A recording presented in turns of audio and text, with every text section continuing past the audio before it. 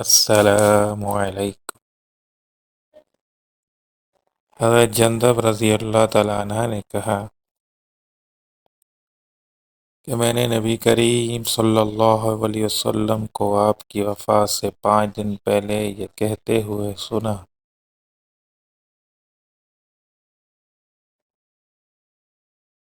میں اللہ تعالیٰ کے حضور اس بات سے برات کا اظہار کرتا ہوں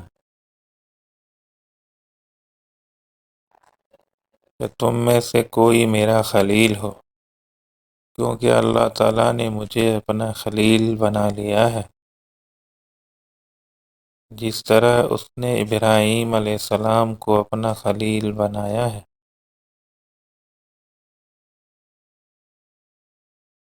اگر میں اپنی امت میں سے کسی کو اپنا خلیل بناتا تو ابو بکر کو خلیل بناتا۔ خبردار، تم سے پہلے لوگ اپنے انبیاء اور نیک لوگوں کی قبروں کو سجدہ گاہیں بنایا لیا کرتے تھے۔ خبردار، تم قبروں کو سجدہ گاہیں نہ بنانا، میں تم کو اس سے روکتا ہوں۔ صحیح مسلم۔ حدیث نمبر 2۔ عبداللہ بن عبداللہ ابن مسعود نے خبر دی کہ عائشہ اور حضرت عبداللہ بن عباس رضی اللہ تعالیٰ عنہم دونوں نے کہا کہ جب رسول اللہ صلی اللہ علیہ وسلم پر وفات کے لمحے طاری ہوئے تو آپ اپنے ایک چادر اپنے چہرے پر ڈالتے تھے